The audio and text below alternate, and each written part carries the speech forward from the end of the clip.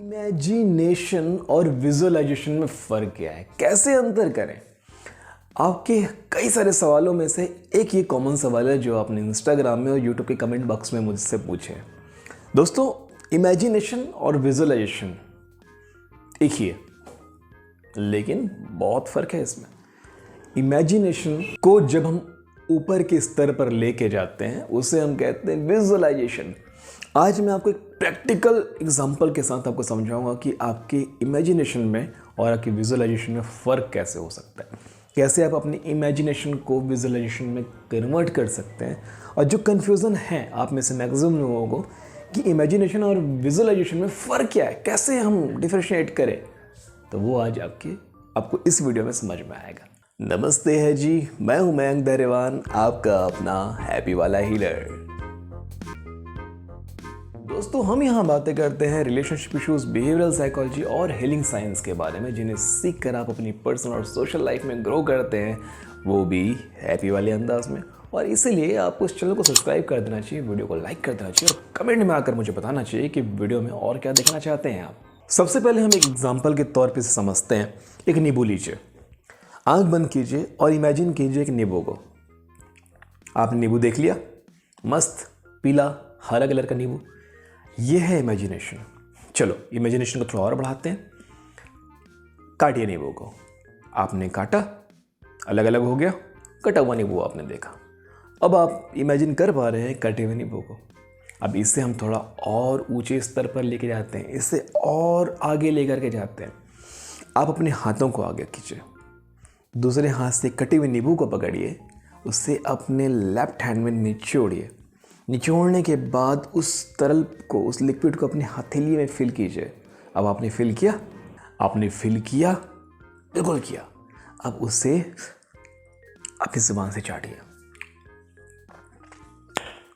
उफ, खट्टा है। समझ में आया? पकड़ में आया?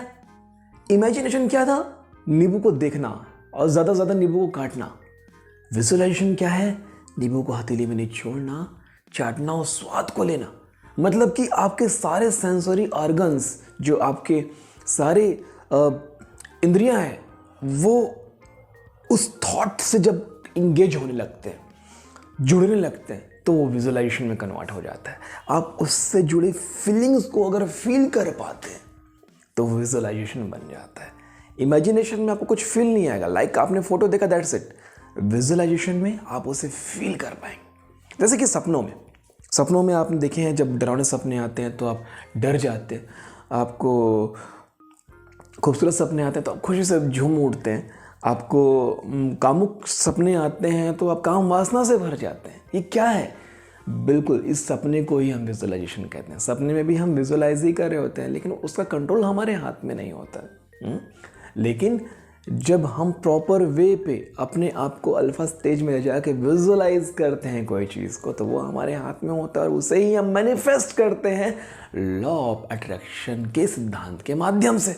जब किसी को हिप्नोटाइज किया जाता है, जब कोई हिप्नोथेरेपी सेशन ले रहा होता है, तब भी उसे विजुअलाइज ही करवाया जा रहा होता है। उससे धीरे धीरे स्टेप बाय स्टेप अपने मन की गहराई में उतारा जाता है और उसे कमांड दिए जाते हैं जिसे वो फॉलो करता है, जिससे वो विजुअलाइज करता है और सारे इमोशंस को फील कर पाता है। जस्ट लाइक अ मूवी का अगर आपने पोस्टर देखा, आपको इमेज दिखा, आप थोड़े बहुत उसके में आप कनेक्ट हो पाए, लेकिन जब आप ट्रेलर देखते हैं तभी आप उस मूवी के प्रति आकर्षित होते हैं, आप फील कर पाते हैं।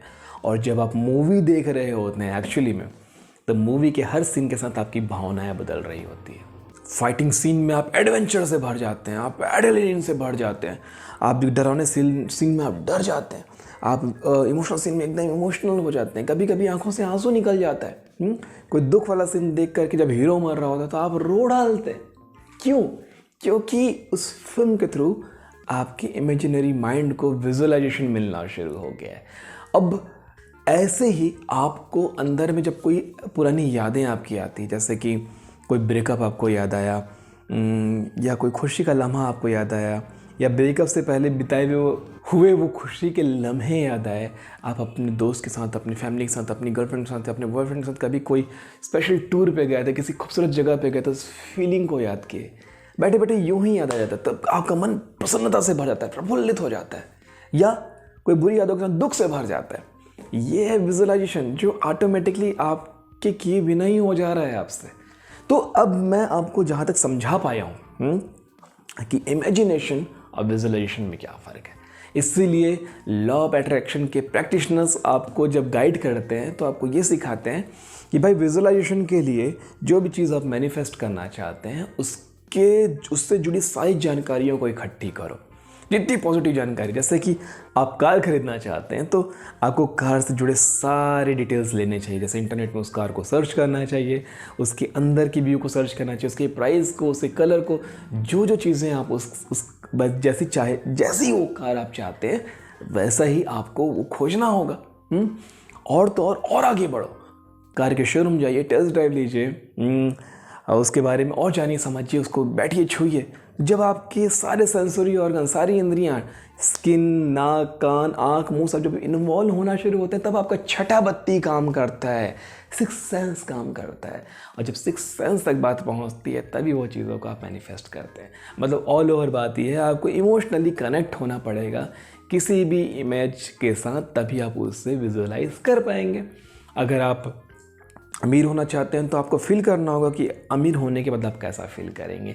अगर आपको एक आईफोन चाहिए तो आपको ये समझना होगा, बस इतनी सी समझ अपने अंदर लानी होगी कि आईफोन ख़रीदने के बाद, आईफोन जब आपके पास होगा तब आप कैसा फील करेंगे। आप पर्टिकुलर किसी इंसान को अपनी लाइफ में मैनिफेस्ट करना चाहते हैं, किसी पर्टिकुलर पर्सन को, चाहे वो मेल हो या फीमेल हो, उसको अपनी लाइफ में मैनिफेस्ट करना चाहते हैं, तो बस आपको ये समझना है कि जब वो आपके लाइफ में होगा तो आप कैसा फील करेंगे, कैसी खुशी फील करेंगे, किस तरह से हो अपने आप को प्रेजेंट करेंगे, कैसे अपने आप को देखेंगे। एक बहुत अच्छी लाइन है जो सिखाई जाती है गुरुओं के द्वारा कि आपको वो नहीं मिलता जो आप चाहते हैं, बल्कि आपको वो मिलता है जो आप भीतर से होते हैं। नहीं समझ में, पकड़ में नहीं है, समझना। आप जिस चीज़ के लिए अंदर से वर्दी होते हैं ना, आपको वही चीज़ मिलती है। इसको बिल्कुल ऐसे समझो कि 5 साल की डॉक्टरी की पढ़ाई होती है। जब हम डॉक्टरी की पढ़ाई कर रहे होते हैं तो 5वें साल में हमें डिग्री मिलती है, लेकिन डिग्री मिलने पर हम डॉक्टर नहीं बनते हैं। हम डिग्री मिलने से बहुत पहले डॉक्टर बन चुके होते हैं।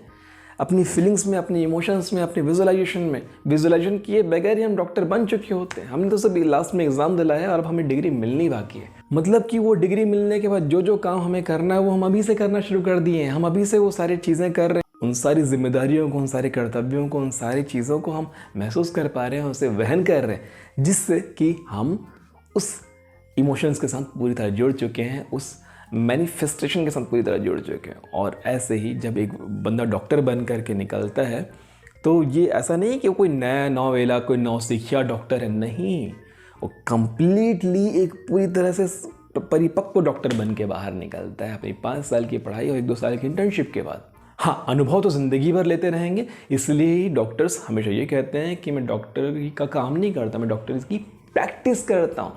एक डॉक्टर प्रैक्टिस करता है ऑल लाइफ, तो वो अलग मुद्दा है, उसको इससे मत जोड़िए। तो ऑल ओवर लास्ट में सारी बातों को मैं सम अप करता हूँ कि आपको विजुअलाइजेशन में अपने सारे ऑर्गन्स को, सेंसरी ऑर्गन्स को, सारी इंद्रियों को उसमें मिलाना होगा, उसे ऐड करना होगा। जितने आपके सेंसेस उस इमेज के साथ ऐड होंगे, उस मूवी के साथ ऐड होंगे, उतना ही आपका विजुअलाइजेशन पावरफुल होता जाएगा। और जब आप उसे अंदर तक आत्मसात कर लेंगे, जब आप वैसा फील करने लग जाएंगे जैसा कि कोई चीज़ के होने के बाद करते हैं, तभी आप कोई चीज़ को मैनिफेस्ट कर पाएंगे। आई होप कि आपको विजुअलाइजेशन अच्छे से समझ में आया होगा। रिलेशनशिप के मामले में विजुअलाइजेशन कैसे करेंगे, इस पर अब आने वाले टाइम पे वीडियोस बनने वाले हैं।